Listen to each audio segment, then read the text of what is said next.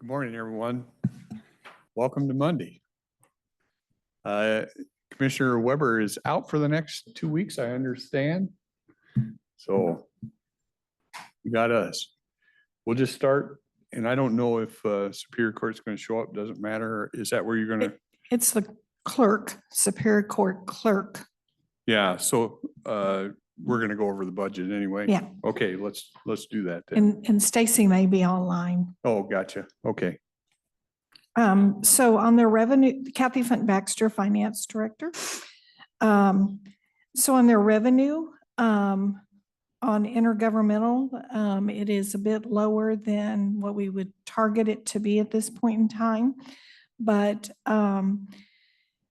there's a couple of items that haven't been received yet. And so that accounts for part of the reason why it's a bit behind. Although it is, it's not a significant number right now. And then other financing sources is a bit lagging as well. We're looking at, there were some positions that were slated to be funded by ARPA. And so we're going to be looking at that to see if that requires any kind of budget amendment. And so anyway, otherwise, there isn't anything to be concerned about. Goods and services are well above where we targeted them for this point in time. And that's it on the revenue side. Explain to me, you said we had some positions that will be funded by ARPA? They were put in the budget to be funded by ARPA. And so then they would be reimbursed because they're general fund positions and they would be reimbursed by ARPA funds. So I'm looking at that. Stacy said she doesn't recall those positions being funded by ARPA. So I was just going to ask what happens when ARPA isn't there. Yeah, that's true. Okay. So that would be something we would probably want to address in this next budget to discuss those positions that were funded either temporarily or with one-time money and make sure that we have them covered. When you say it was scheduled to or ordered to be funded from ARPA, it was known then it's a temporary position or a full-time position or a long-term position? Yeah, I don't know when the positions were approved originally because it was before my time, but for our budget worksheets, it had it earmarked as ARPA reimbursement. So we're going to double check that. We had some issues there. I don't know that I recall it accurately. There was funding from the Blake decision, and we never really used very much of that, which kind of surprised me. And I don't know, that did include personnel for the PA's office, I think. I don't know whether it included personnel for. It did. And we're doing those, we're continuing to do those quarterly, and they keep track of their time as far as what time is allocated towards Blake decisions. So yeah, so we are getting reimbursed for those. It's not a large amount of funding coming in on those. So this represents, I believe we did our billing for the second quarter just recently. So, or the first quarter, we still need to do our billing for the second quarter. Commissioners, this is Oh, Stacy Michael Best. There's Stacy. I can address the Blake positions. We did not receive any positions regarding the Blake funding that was available. We are getting the reimbursement for our time, but we didn't add positions for Blake. I think the PA's office and I believe OPD was funded through the state, and I'm not positive about Superior Court, but our office did not get funding directly for the Blake decisions. That the is ARPA positions how I remember it. Huh? That is how I remember it also. Mhm. Okay. And the ARPA positions that we had temporary, we had 4 temporary that were through last year. And then we have 2 positions that were through the end of this year that were temporary on the ARPA funding. I'd like to remind, well, remind isn't the right word. I'd like to tell the chairman that, in fact, during all the COVID issue, when you were processing fewer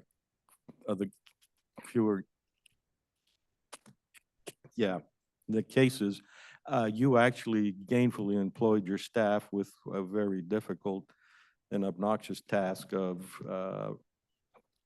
taking paper product and making a digital product properly classified. So I really appreciated that you did that. Yes, thank you. We made a huge dent in our backlog of cases that had never been scanned into the system. So we were scanning and proofing all of those so we could digitize those and get rid of the case files that were taking up storage space. Yeah, I know we talked about hiring temp in there instead, but it just didn't make any sense as you argued, because you're not just scanning, you're actually categorizing, and that requires more familiarity than a temp would have. Right. So on this report, is it through June inclusive? Yes, it's through the month of June. We ran, the data is through July 9th, but it basically has all of the June 30th ending data. Is it standard for me then to interpret like here, July 9th, this is as of July 9th live, Yep. and all the other reports is that way? Yes, they all have the data. Sure, because I think I recall seeing somewhere it's, well, certainly when you've got tax data and all that, but I thought in general there was a variation. So you will go right down to the day then. And we're trying to remember, we're trying to do these, anyone who's already presented, we're only doing them on a quarterly basis. I think this is the first time we presented clerk, but it is through, basically it has 6 months worth of data in it. It's through this July date. Okay, thank you. And then just to be sure I understood, the intergovernmental stuff you feel is something that is backlogged. Yes, and Stacy confirmed that there's at least 2 areas that they haven't received those funds yet. Okay, is that because we haven't submitted? No, or it's they're just lacking? They're just lagging. Yeah. Lagging. Yeah. On the expenditure data, they're really on their personnel, their target, they're below their target for this year. And I attribute that primarily because they do have some vacant positions. We're showing that they have open like 4.5 positions as of right now. So other than that, there isn't anything that I'm concerned about, and that that they won't exceed their budgets. Question, are you still on? Yes. Stacy? Yes, I see you. The being 4.5 FTEs short, what are the implications? We technically aren't 4.5 positions short. We do have some people that are in temporary spots that just need to be moved into our permanent. Again, using some of those ARPA funds for those positions. We are in the process of hiring, and I do have right now we have 3 staff that have been here for less than 6 months. So it's kind of hard to hire that many all at once with the training that's required for our position. So we just kind of try to stagger things out a little bit. So how many people does that 4.5 represent? How many does it represent? I Yeah. think we're actually down 2 point, and I don't know where the 0.5 comes in because we don't have part-time positions. So I think we're only down 2 right now. Okay, so I'm a little kind of nervous about the numbers then, because if I saw that and knew nothing else, I would think that you're not able to do your job and you're Nope. able to.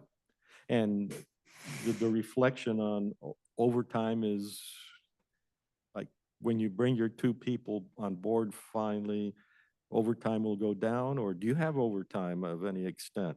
We don't have overtime to speak of. Our overtime right now is at less than $200 this year. We don't have overtime. If staff does have time that's like worked over, they usually do it in comp time. It's very rare. Occasionally court goes over, but we don't have overtime.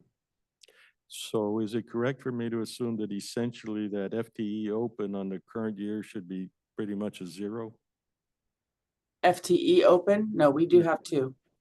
And that's because you always have two, or because you specifically need two?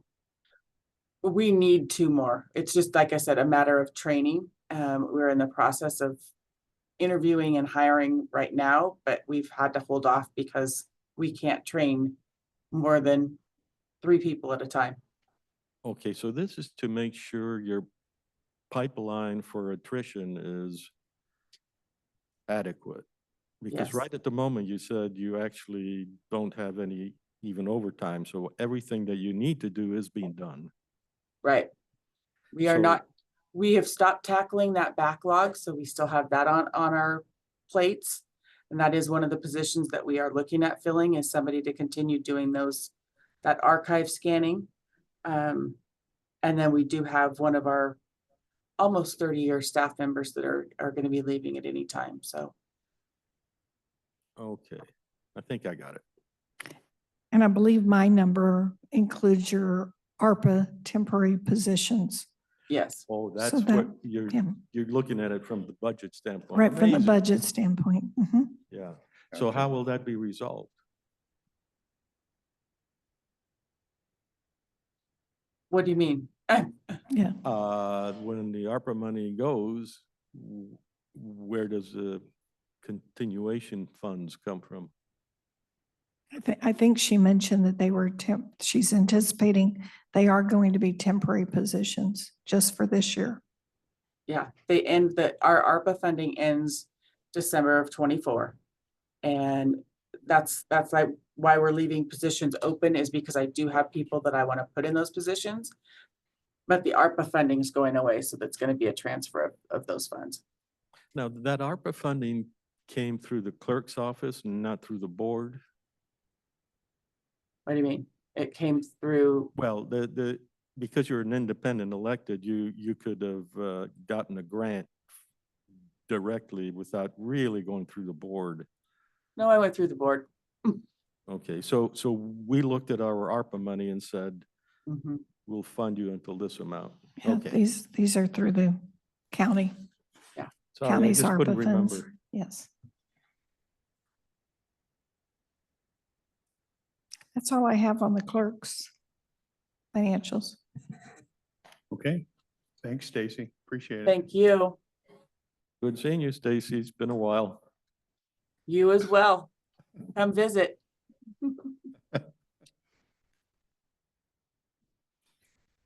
Treasurer? Treasures, the next one that we have up is the treasures. Now, Deborah's probably going to come up just in case you have any questions. On the revenue side, our taxes, I'm looking at my financials and I don't see. They're not on, I have an explanation, but the taxes didn't show up on a revised sheet. So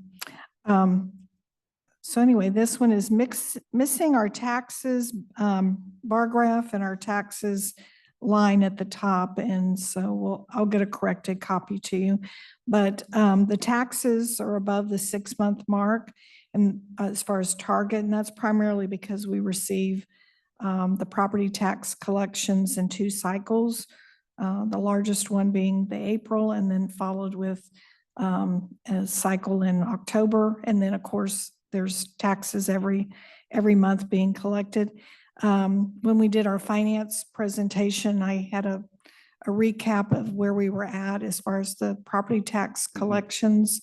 That's something that Deborah's office provides or monthly. And so we're on track for our property taxes. So I'm not concerned about that. And then these other areas are miscellaneous revenue. It's at 1.8. We're slightly up for where it was this time last year. It was at 1.7 last year. But right now, we pretty much on several of the areas have exceeded our, we're actually expected to exceed our revenue budget. And so I'm anticipating we'll probably amend that in the October budget amendment, which is a good thing. We'll be amending it up.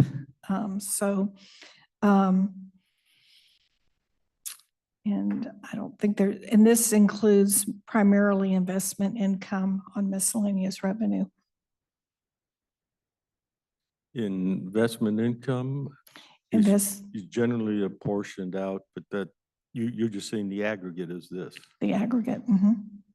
Because on a per capita base, a business says, how much do I make per employee or something like that? This has to be a star because her office is not overstaffed. Yeah. Where's the money? Over at the treasurer's office. Yeah. Question, at some point I'd like, but after you get through with this, I was going to ask about tax property and that kind of thing, but I can ask after you're done with the expenses. Okay. Going to the expenses, on the personnel, the largest budget, personnel expenses are actually below target at this point. And so, but they're a little bit above prior year. And so I don't see any issue on that. There are no vacancies at this time. So. Tell me again, the red diamond on The red diamond personnel? is prior year. It's where we were at Back prior to the year. prior year. Okay. And then the circle is what we would expect if we were doing a 12-month pro rata. So You've only told me 6 times. that's Maybe okay. by the 10th it'll get it. It's okay. So. I'm sorry, I'll give you a new treasurer's report. I don't know what happened. We updated these, and so it didn't pull in the tax line, property tax line, which is pretty important because it's a significant number. Yeah. Well, and for Deborah Gardner, Cowlitz County Treasurer, through June 30th, so far, we've collected 55.96% of our total tax collections. So. Is that about, you're talking just property tax? Correct. Yeah. That sounds like it's a little bit below what it usually is. Am I correct? Well, one of the things I have prior year's information here, but I didn't do through June 30th. Yeah. Yeah, I should have done everything, through June 30th, but. When I ran it for the finance presentation, last year is almost identical. It's like 56%, and that was what, 55.9. Is Yeah. that in terms of dollars or? dollars. You see, I'm looking at the per tax bill, did everybody who owed taxes, how many of them paid. Oh, Because that's a number to just help us see how, if people are really struggling or not. You have, it's not that exact thing, but a little bit of it, because on that far column, going back to what you showed us, there's like, then there's 23 and 22 and there hasn't been any gains really in what I would call delinquents. oh, You know, you're talking about the taxes receivable by authority report, Right. yes. Yeah, Yeah,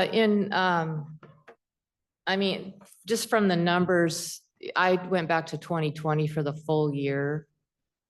And right as of June 30th, because there are some of those delinquents that we're still collecting. For 2020, we have 99.97% collection at this, through June 30th. 21 was 99.95, 22 is 99.6, yeah. 23 is 99.12.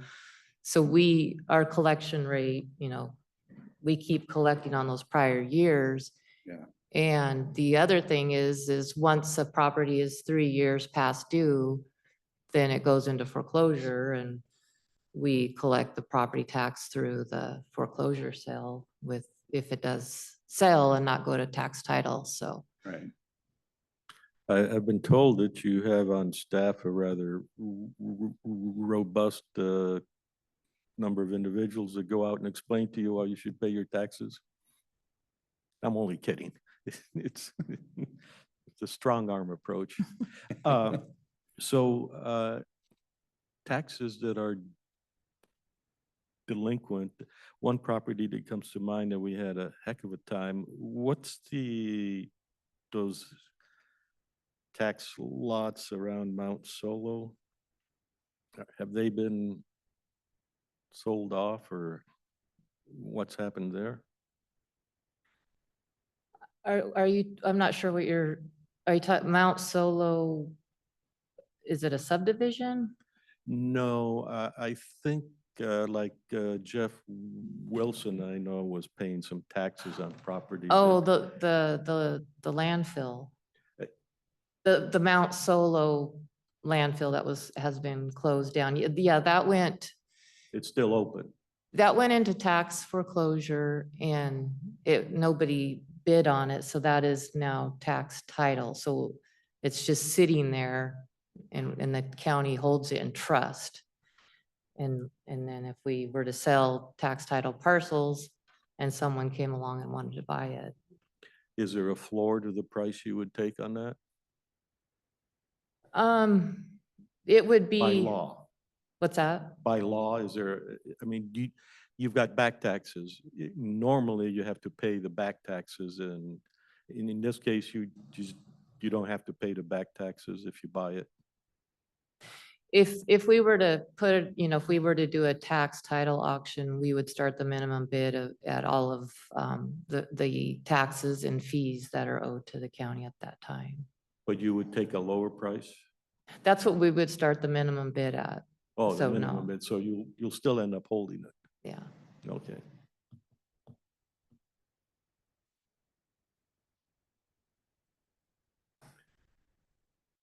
Any other questions on treasurer's financials?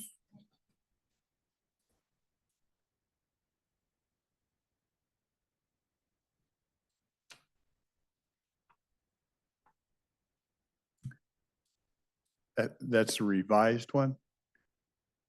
That shows the tax Oh, collections? they That said, was they dropped emailed from it the to other- you. I don't have my Yeah. laptop with me.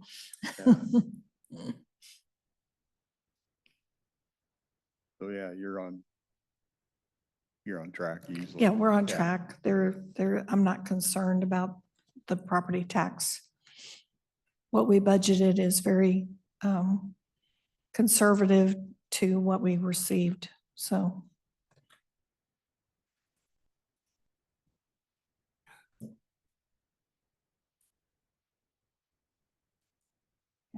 Put my glass, I think I need to put my glasses on. Well, I couldn't read that. Yeah. So having we're, trouble we're too? about, yeah, we're above target as far as where we're compared to the budget. And Budget's we're, about 21 and we're. and at we're right about around where we 12. were Yeah. received.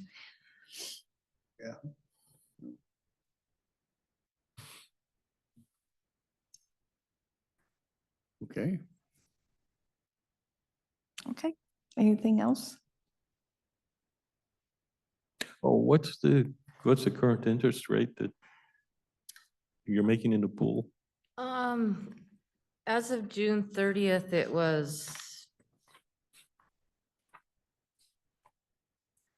5.06. And could you tell me when I watch, how would I at a glance, looking at financial news today, discern whether the 5.06 is going to go up or down? Just a guess, yeah. Well, if you're watching the news and you're following the Fed funds rate, that's what the state investment pool is going to follow. So that has remained constant this year, about 5.4%. The Fed's fund rate is different than the 10-year bond. Yeah, that's Yeah. the rate that is it's, how do you explain that? It's the short-term interest rate. So, the 2-year rate, right, just dropped this last week. Here, I wrote it down here. Yeah, it's dropped quite a bit. The 2-year rate has been at 6/30, it was at 4.75. So if you invested in security out to 2 years, that was the average rate at 4.75. That just dropped this last week to 4.5. On 3/31, it was 4.6. As of 6/30, the 10-year note was 4.4. So how much are we making in the fund? You said 506? Yeah, 5.06. And our effective duration of our pool is 1.38. So we you have, excuse me, instead of just leaving everything in the state investment pool at the 5.41, we are laddering out some 1-year, 2-year, 3-year investments to help hold that duration or hold that interest rate higher for a longer period of time. Because as soon as the Fed start dropping the rates, the state investment pool will start dropping, but we will still have some of those securities tied out to 2 to 3 years at the higher interest rate. Once we have like a 2-year out bond, and say interest rates drop strongly, do we sell that bond for the capital gains? No, We just hold it until maturity. correct. You don't have a crystal ball either. No, Okay.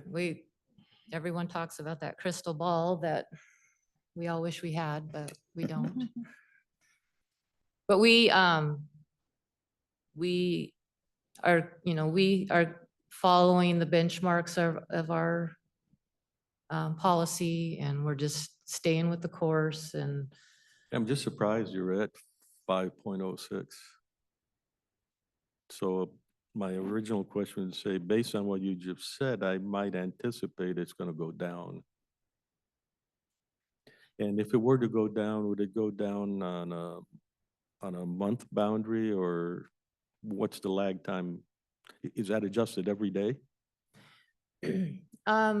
as you know, we would look at it on a monthly basis, and as securities mature, we have to turn around and reinvest them.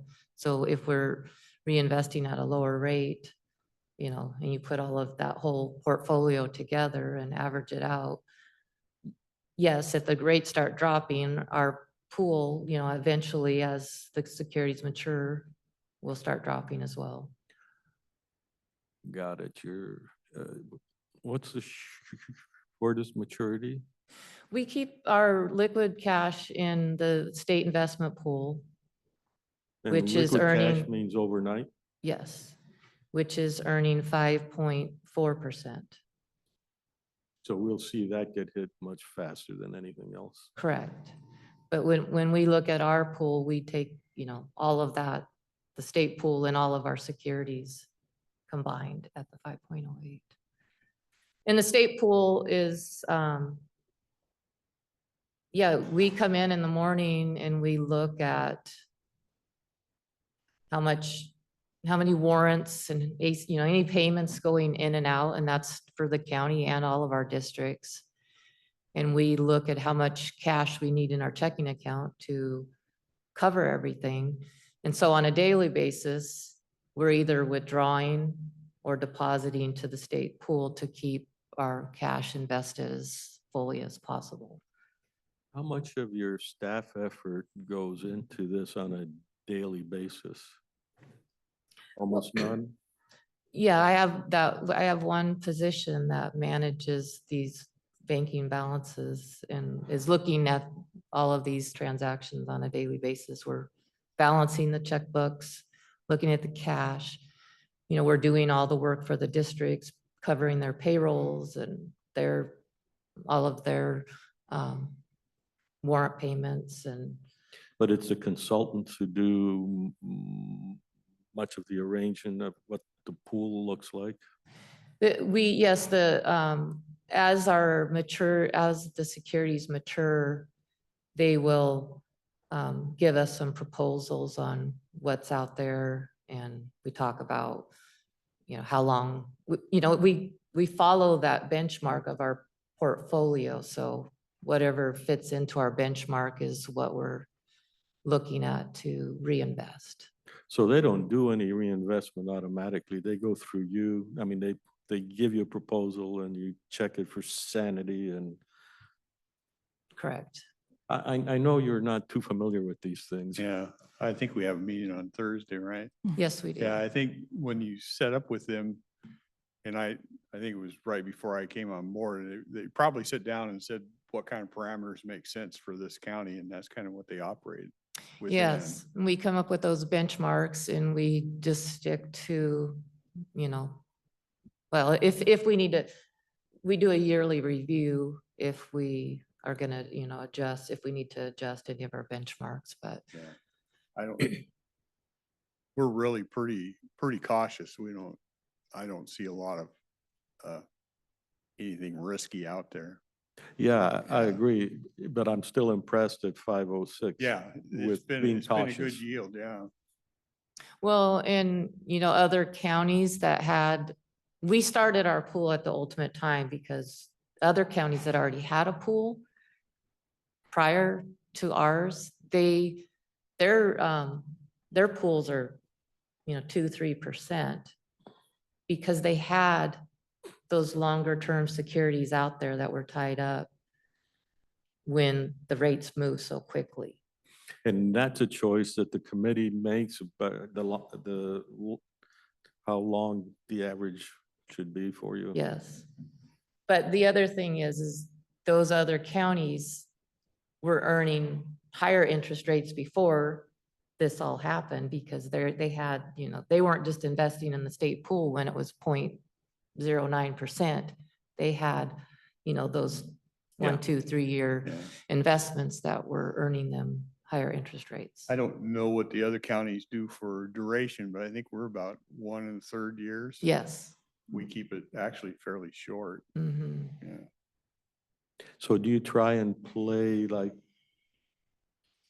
crystal ball game? Like, is it gonna be I think that's 1.3? what we pay those people to do, is do a So little they're bit of the crystal that's ball. what I'm looking Yeah. for. Yeah. Yeah, Yeah, they help us, if we need, like I said, we follow our benchmarks and we're like, this is where we're gonna go at this point. And if the rates change and we have a discussion at our finance committee meeting and maybe we, want to adjust our benchmarks, but at the time we're following our plan and sticking to it. And if we need to change it, but And you meet every month, quarterly. every quarter, I think. Mhm. and it's this Thursday. It's this Thursday, yeah. Correct. Yeah. Thank you. In the time I've been on, I come from a industry where we had those type of advisors, but then we also had a company that audited to make just to double check everything we did. And I think these people were using, and I don't remember, for me to hold on to the names, I don't remember them, but I know from what I'm looking at, I think they do a pretty good job for us. Yeah, it's called Government Portfolio Advisors.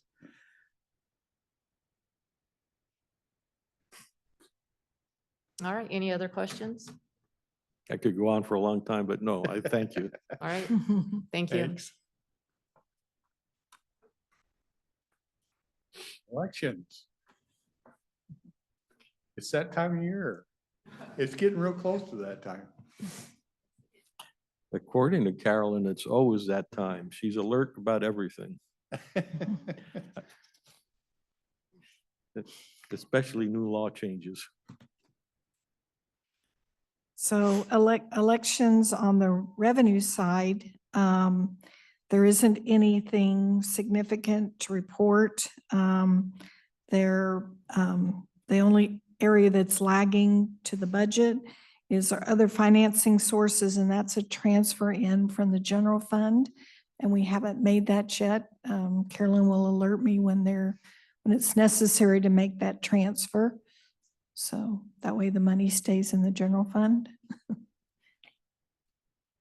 So on the revenue side, there isn't anything significant to. Is the beginning fund on reserve, that's held at the treasurer's office. As far as it's held as probably as an investment. Right. And who gets the interest off of that? Is it the elections off? Not that it really matters a whole Yeah, bunch. it's the elections office. Okay, so when I look at a report, I know that that's in there. Okay, thank you. Yeah. Question. It's a good question because the elections is an internal service fund. It is not general fund. So when you're asking who gets the interest, it is elections. It doesn't go back to general fund. And then as far as expenses, we'll jump to expenses for elections. They are right on track for their expenses. The personnel is a bit below target and slightly above prior year. Supplies are at target, slightly above their target, but it's also anyway, they're right at target, I'm sorry. It's services that's above target, but that goes back to the explanation that most of our internal services are billed once a year, and that happens in January. So as time goes on, that will start to change because the target will go up. So there isn't anything on their expenses that I'm concerned about at this point in time. And Kathy's right, our services are billed out, but we can't calculate those costs or allocate them correctly until we have the entire year completed. So you'll see those in January. So the target, if everything were synchronized, would be half a year plus 9 days. So it'd be Well, 50%. Yeah, we just basically use what's the closest time period, the 6 months. Yeah. Got it. Yep. Okay. So they're actually at 45% and our target would be 50%. And then we also, I assume there's no other questions on that. They also have an election capital reserve fund. There really isn't any, there's very little actual revenue coming into that fund. And so I believe that's something that if there's billings. Yeah, so the cap reserve is built off of our charges out. It's simply a 15% overhead of all of our charges. So everything that we bill out for our services for the year, we charge a 15% overhead that goes directly into this capital reserve fund. And it's used specifically under the law to replace aging technology. So our last replacement was, let's see, the beginning of January 18 on our tabulation equipment. And we do have some aging equipment. We lost a laptop last year, but we didn't want to make any updates or changes in a presidential year. So I think you'll see some replacement charges next year as we start to replace like aging scanners. I say scanners, and you'd think that they wouldn't be quite the amount that they charge, but yeah, a rough estimate is about 35,000 per scanner. Scanner. Yeah, it's, Yeah, so you can see on the expenses for that fund, we're not anticipating really any expenses other than supplies, and we haven't had any so far. So there's nothing really significant on election capital reserve. That's it. Actually makes sense, yeah. Just a curiosity question for you, because, and I know you've explained it, and the voters pamphlet is just local. Do you get a lot of complaints? I Cause- brought copies. Yes, I'm Yeah. glad that you brought that up. Our office is fielding a lot of questions, and we've talked about it in these meetings before, and I've also gone out to the parties to meet with them, trying to inform the public, but I brought some copies with me. So this is a previous state pamphlet, and you'll see the big green Secretary of State seal on it. That's because the Secretary of State prints their portion for their state candidates. They don't do that in an even year primary. So it's confusing because we combine our pages at the printer and it comes to your mailboxes in one pamphlet. But the local voter pamphlet, when you get this big pamphlet, our local portion doesn't start until the back pages, right? So it's confusing because people think that this is the responsibility of my office, and it's not. So in a primary, even your primary, you're just going to see the local pages. But what we tried to do was right on the first page, state candidates, where you find information on your state candidates. It's online. We have it all over our website. We have access to a computer in elections for anybody that doesn't have computer access, that they can come in. And I should mention that the state did not used to pay their share of election costs in even years. So attempts for the state to print their own pamphlet in the primary have always failed. The last attempt was in 2019, and Jim Walsh was the sponsor on that. It failed. But in 2022, the state started paying for their own share. So they're already paying for most of these costs as it is. So it doesn't have the big sticker shock that it used to. And we are talking to our local representatives about pushing a new bill next year. The state is way behind the times on this. They need to start producing it. You only see it every other primary, so it's not something that comes around very often, but the public is upset. What keeps us from printing the state information anyhow? Just the cost? No, good question. So we did it. I personally believe it is in the best interest of the voter to have that information out there. So Cowlitz County tried to do this in 2022. The problem is that the Secretary of State's office, these are their candidates. They collect the filing fees, they collect and set the rules for the statements and the photos. And then according to their rules, they have to go through this approval process just like we do, but their rules are different than ours. So to give you a very good example, this year, June 4th was Cowlitz County's deadline to get our print-ready pages to the printer. The Secretary of State hadn't approved their own candidate statements and photos until the following week. And that's what happened to us in 2022. The Secretary of State hadn't approved their statements and photos. It gave us literally 2 days to create 70 pages. And we simply don't have the resources in Cowlitz County to do that. When you say the rules, you mostly have in mind just the timeline? No, so there are rules for local voters pamphlet about what candidates can and can't say, the length of their statement, you know, whether they can talk about themselves or their opponent. Every jurisdiction adopts different rules. And then every jurisdiction, once a candidate submits their statement, goes through a review process to either accept or reject those. What would the legislative change be then, mandating the state to provide the information at your timeline?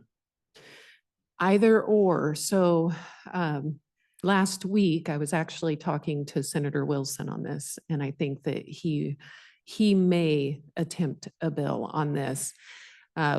What county auditors want, we want the state to continue what it does for every other state election. They're responsible for printing their own pages. We don't want the responsibility pushed onto counties because we already have strapped resources.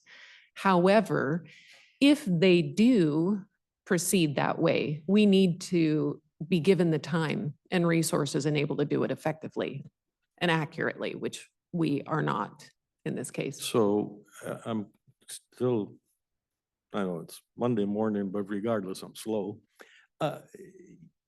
In the solution you're looking for, are there 2 pamphlets going out at each time a pamphlet goes out, or are you looking for the unified pamphlet? Well, it's cost effective to combine, which is why we do this. So to remain cost effective, we would hope that the Secretary of State would produce their pages and combine with us to save funding. So we would continue to combine in future elections, but they would be responsible for developing their own state candidate pages. And then we Get combine their at the data printer. electronically and merge it with yours, and That's exactly what we do. We merge our electronic files to the state printer and combine one cost-efficient pamphlet. the reason you can't do that right now is because of the data from the state doesn't give you the opportunity to print in a timely fashion. We simply don't have the resources or time to get it done. And technically, it isn't our responsibility. It is the state's responsibility. However, I do believe it's in the voters' best interest, and we would like to do that, but we're in an unusual and regrettably a circumstance that Yeah. we just can't be successful. Well, that's what I like about that is the proper instinct. It's not about the comfort of the state, it's the comfort of the public.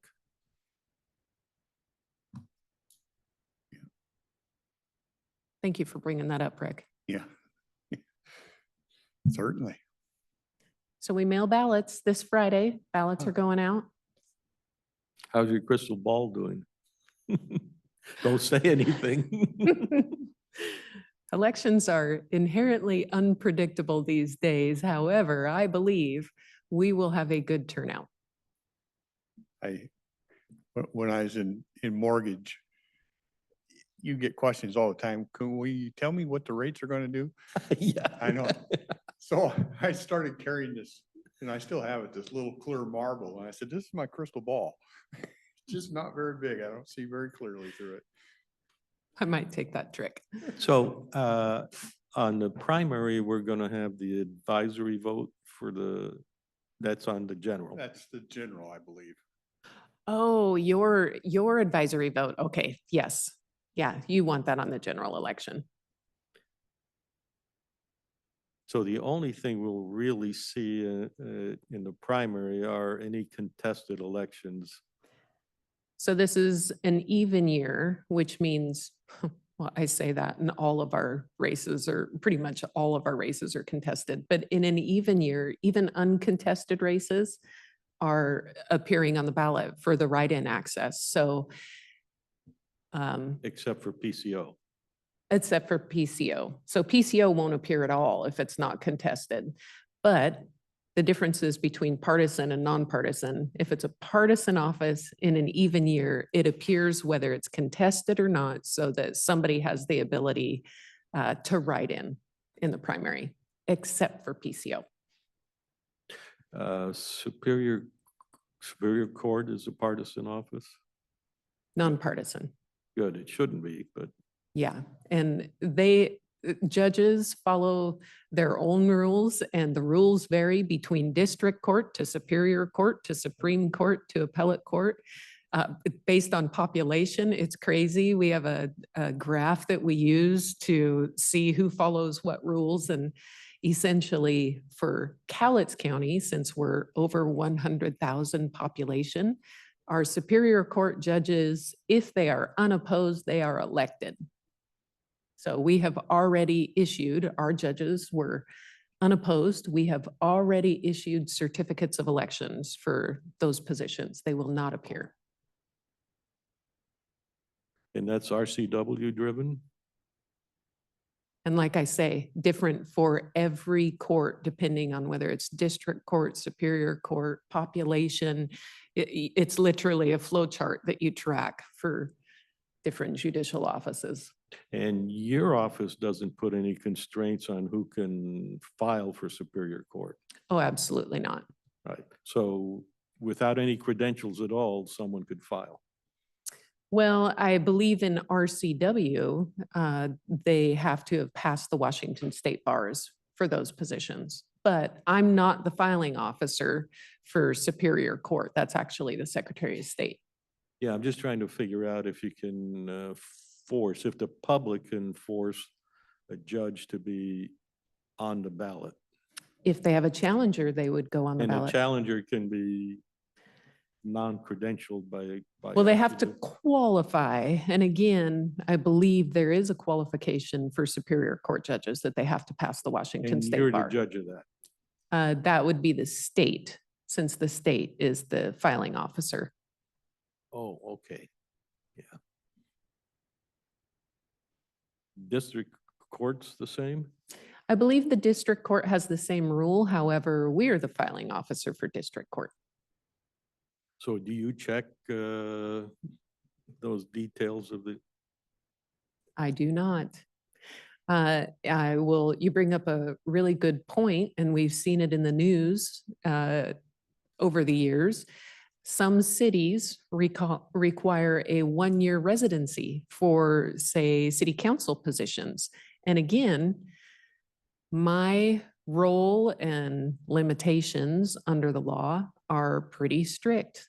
I accept the declaration of candidacy based on a certain fields, whether if they're registered to vote in the jurisdiction, 18 years of age. And anything besides that, anything past that, whether they either meet or do not meet the residency requirement or the requirements under the law, that would take a registered voter to file a challenge. and with whom would they file the challenge? At the PDC? Superior Court. Oh, Superior Court. Interesting. And would that is the intent for that action to take place before the printing of the ballot? Yes, there are specific timelines depending on when the challenge is filed to have them removed from the ballot. So yes. I'm sufficiently impressed with the complication. Yeah. Good way to sum it up.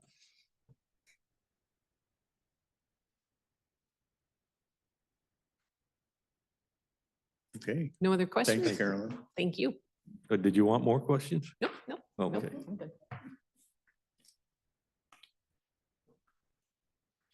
Any miscellaneous, or we can take a short break before we start on agenda items? Or you have something? You have something? This was the replacement. Oh, this is replacement. Okay.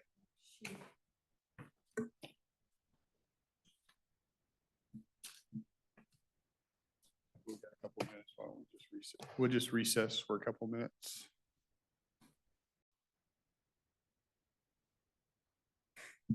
Okay, we're back. We'll head into agenda review items. I think you're up, Jennifer. Noxious weeds, it looks like.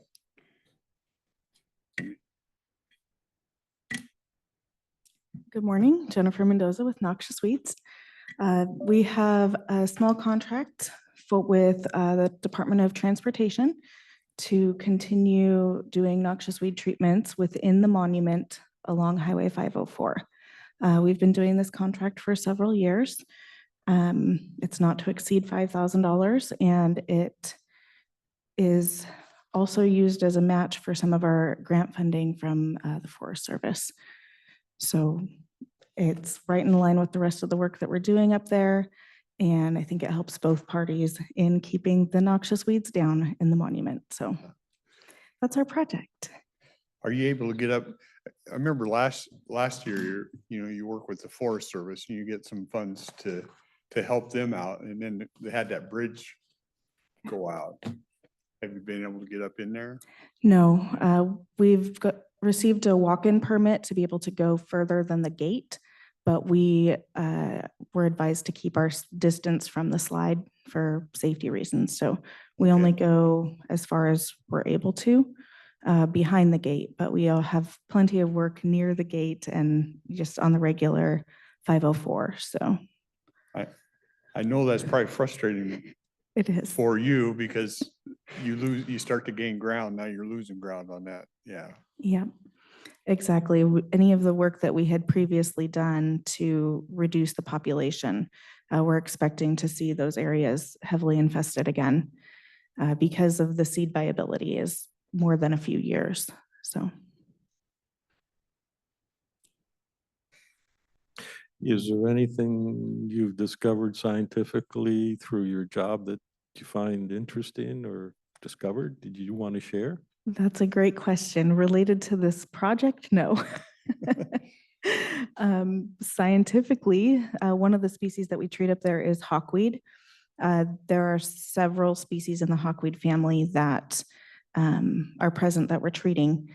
And my favorite scientific fact about this species is there are 6 known species on the planet to be what they call pollen alleliopathic, which means that when pollinators pollinate the hawkweeds, they take this pollen, or the 6 species total. They take the pollen and it deposits on other plants and it prevents that pollen from being viable. So it's basically destroying other pollens. So of the 6 species known on the planet to do this, 3 of them are hawkweeds. So Wow. it's very interesting to me, but random scientific fact. No other pollen does, I'm going to screw the other guys? Not that they know of. They know of 6 total species. So, Wow. I mean, The maybe same- more studying could be done, but In the same hierarchy above the species? it's not species specific once it's alleliopathic to others. So, Right, but there are only 6 in some, I forget the order, phylum all the way down kind of thing. So you said 6 species total species known worldwide.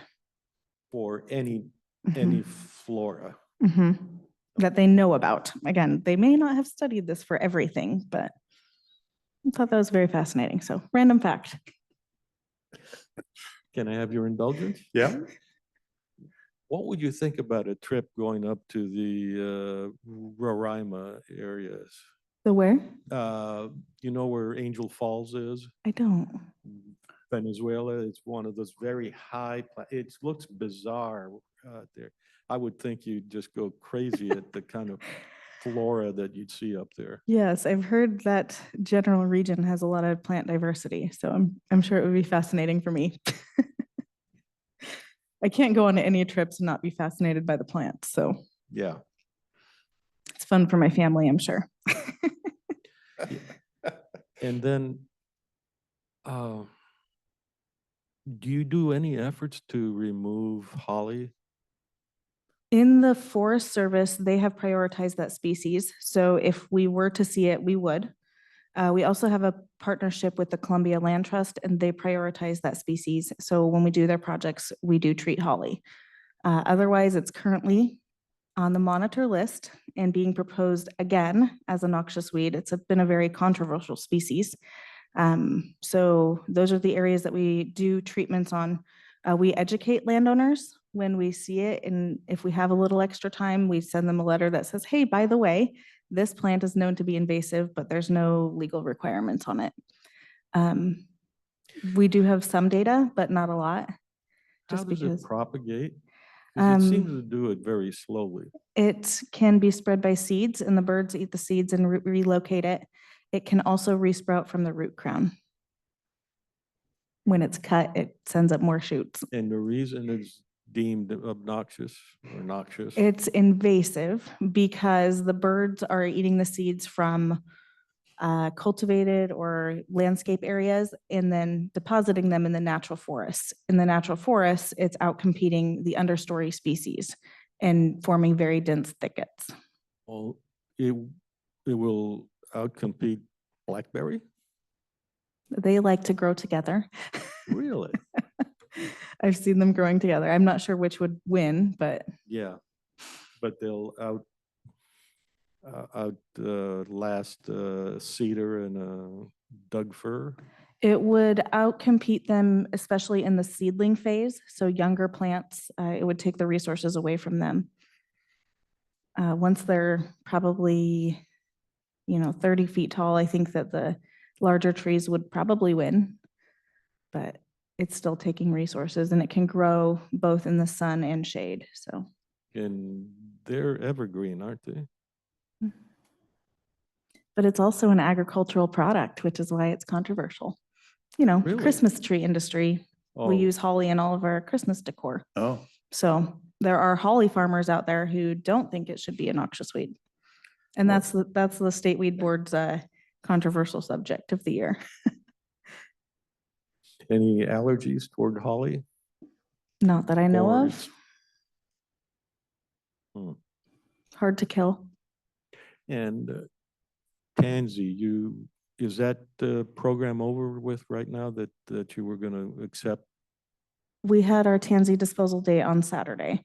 Yeah, how'd that go? I hear it went well. I haven't talked with my team yet this morning. They were out of the office before I got back. But it went well. They sent me some photos. The U-Haul looked roughly more than half full. So I anticipate we received quite a bit of tansy. I will get you a number later today. Other than being like a PSA, the advantage for someone to collect the tansy is that they can dispose of it at no charge, and the charge is a per pound basis at the dump? Is that it? Essentially, so when they collect it and bring it to us, we can pay for the disposal fees. On top of that, the seeds are viable for 17 years. So if you prevent it from seeding on your property, you will lessen the problem over time.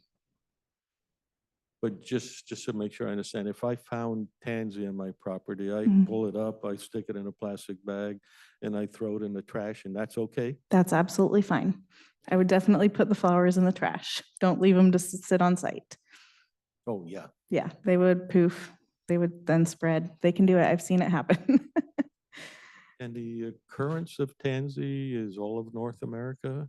I think it's fairly widespread throughout the US, yes. I don't recall seeing it on the East Coast, but I wasn't as aware then. It typically is pretty undetected in the landscape until about July. And then we see it flowering, and then most people don't detect it after that either. So part of it could have been a timing thing, or just not paying attention at the time. You never know. There's also other plants that look like it, groundsels and things. So what happens to the bovine or the equus who eats the tansy? There's the cinnabar moth that eats the tansy. It is still fairly widespread. Last year was a really good year for that bug. We quit releasing it as an industry because it also preys on other species in the same family at high elevations. So they stopped intentionally releasing it. but it is very widespread.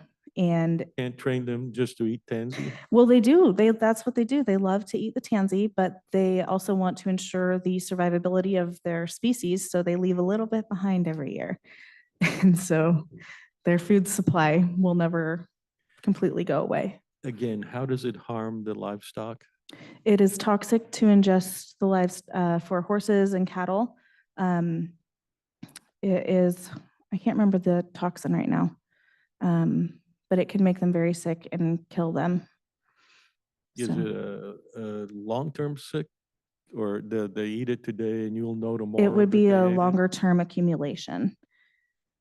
Yes. So they could eat some today and be all right, but if they ate it the next 3 days, Yes, if they ate about a third of their body weight in tansy, it could kill them. thank Yeah. you. Any other questions? Think we're good. All right, thank you. Public Works?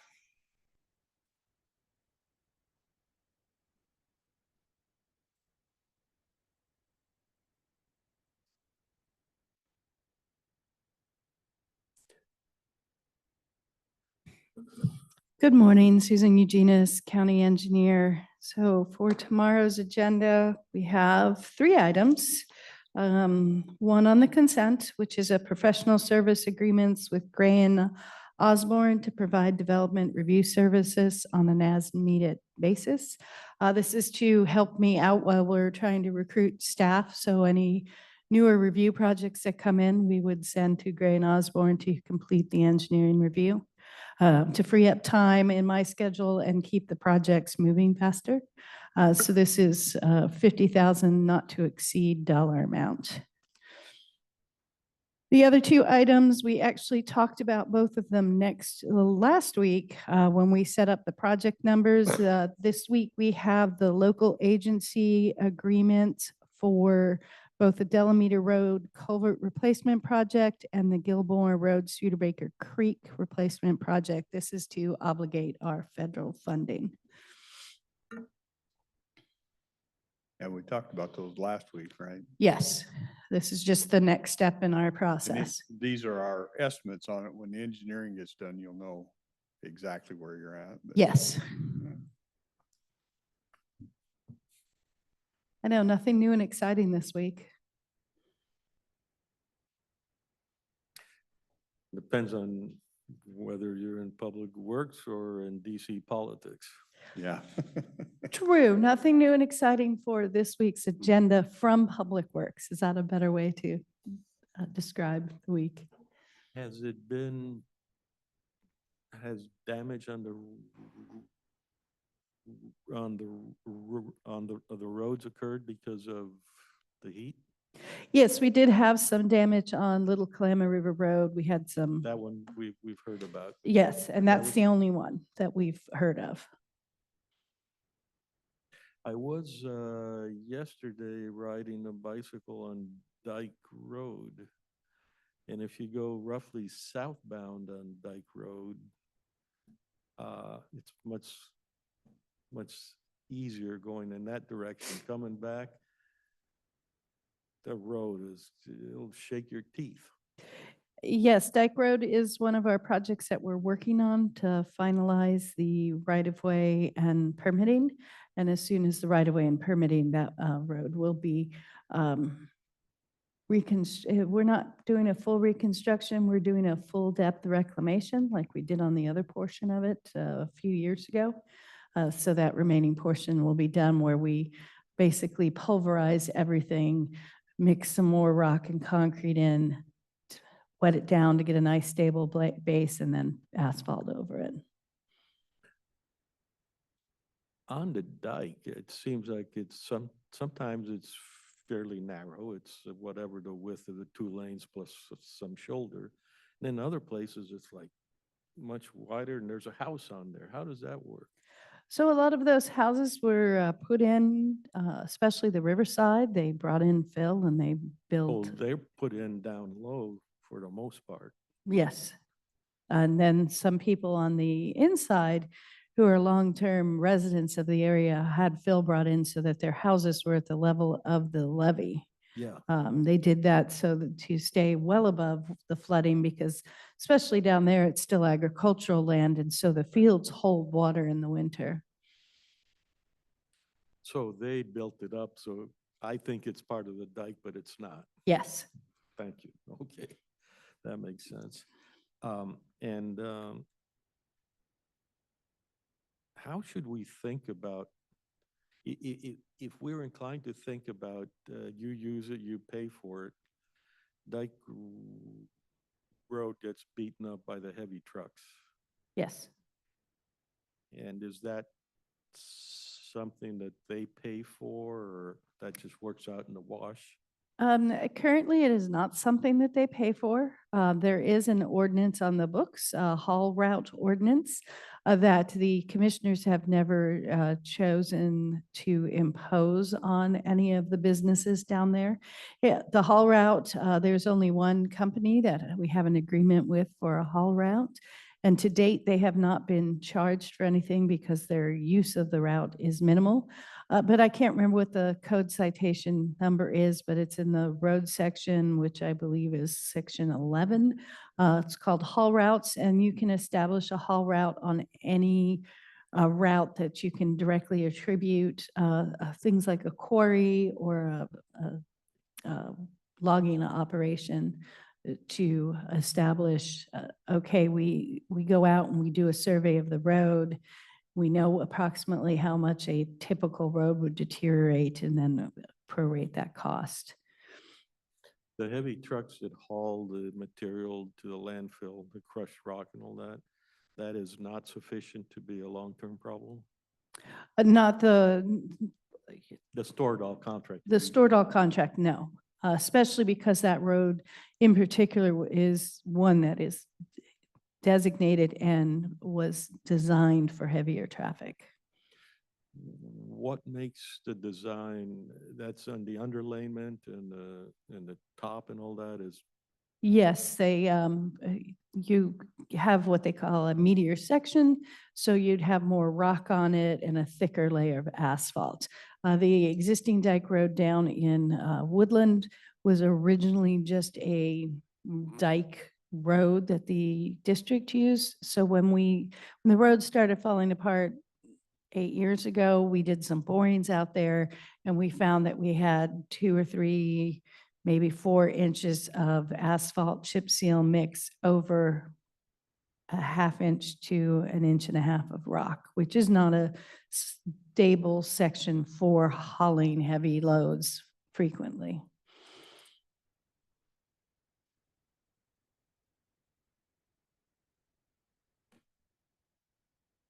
I was out by Space Age. That overlay project looks really good. Yeah. I heard interesting reports about they were surprised because they did that as night work, just how fast the traffic was coming off the highways, and they were having a hard time being able to get out of the way fast enough before the lineup on the off ramps was on the main line. So that was difficult work, but they definitely got it done, and we're happy and hopeful that'll hold up. Looks real good. And they did on both sides of the bridge of the overpass. So you're dealing with off ramps on both sides. Mm-hmm. Yeah. Speaking of off-ramps, the northbound off-ramp onto Allen Street Okay. to go towards the coast or towards town, it's pretty well, I mean, heavy trucks have just really not only worn a groove, they haven't worn a groove, they pushed out material. So that's WashDOT that's responsible. Yes, the ramps are WashDOT's responsibility. It would seem strange to me that they did not anticipate that. I mean, that looks like it wasn't planned well. Okay, yeah, I haven't been off that ramp for a while. Yeah. I'm always curious about how things actually happen. So I would think WashDOT off-ramps would typically be all the same class, but apparently they're not. I'm not sure how they designed those. I'm sure that they take a heavier look at ones that go into ports. But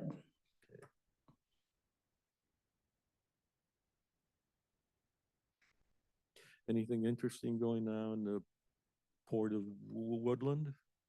not that I've heard. I have not heard anything from the Port of Woodland. They purchased the RV park that was down there, or the trailer park, I guess is the right word. The one all the way at the Austin Point down that end. Yes. But they cannot vacate the property, I should say, they cannot cause the tenants to move.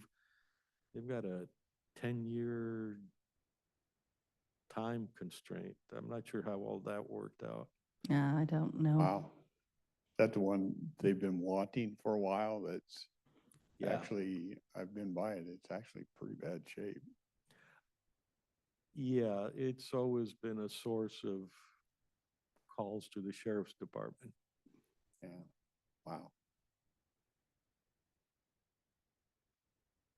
But we'll sell it to you, but you can't do anything with it for 10 years? I think they wanted to just get something going. They've been trying to get, the cost for them would have included paying exorbitantly to the owner of the property who was playing real hardball. And then that would almost, well, I forget the numbers, but it's like it would be an additional $2 million to get everybody out of there. Yeah.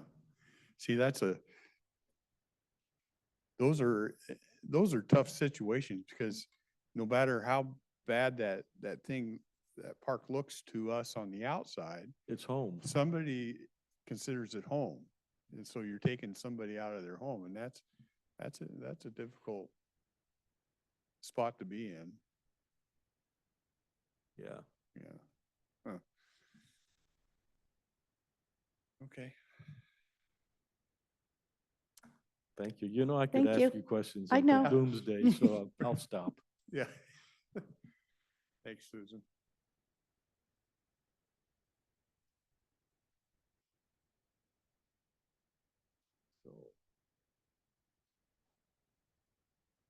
So Jessica said she'd be in about 10:30, so we can take a recess till 10:30 and then take care of that. Okay. Okay, back from recess, HR.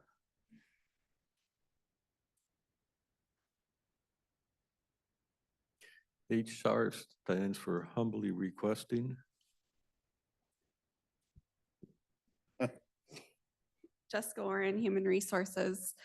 I have 2 executive sessions this morning. The first is for qualifications of an applicant, and the second is for performance of a public employee.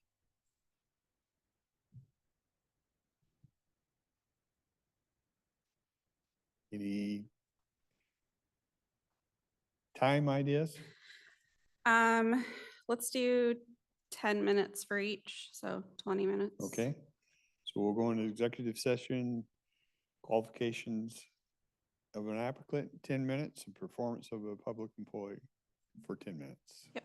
Okay, we will adjourn.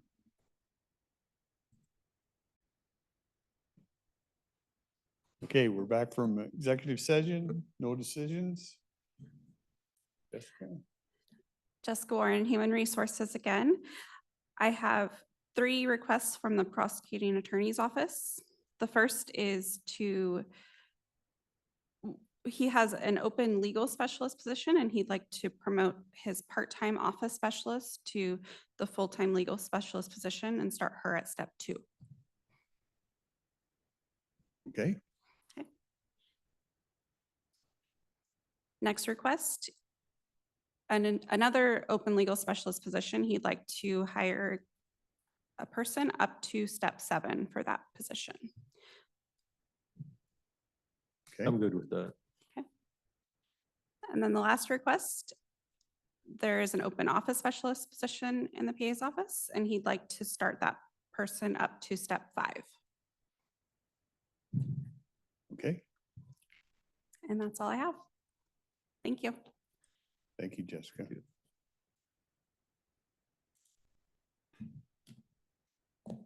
Any miscellaneous?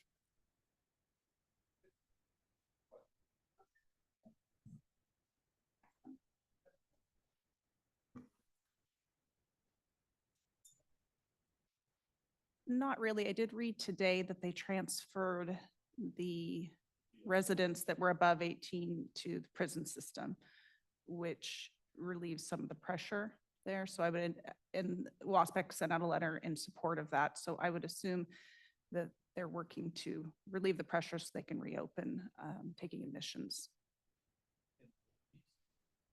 Microphone?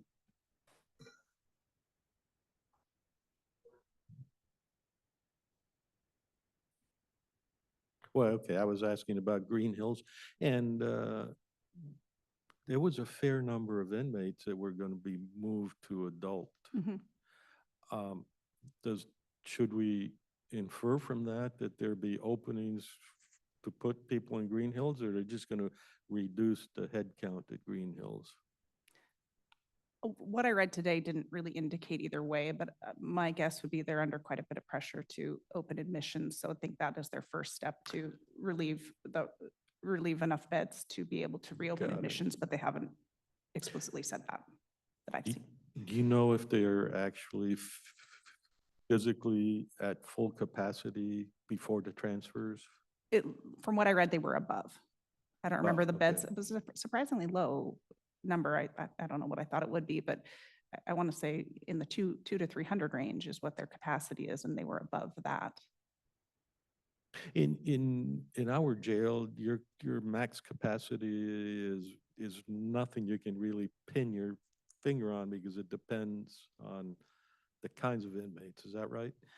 Correct. We have 354 beds, but a world in which we could actually fill all of those beds would be pretty much And we're impossible. currently at roughly 210 or something? Right. We're hovering in the 200 range, 190, 210, back and forth. Yeah. Yeah. I was just curious Yeah. about that Green Hills. I appreciate it. Thank you. Sure. Okay. See nothing else. We will adjourn till tomorrow morning.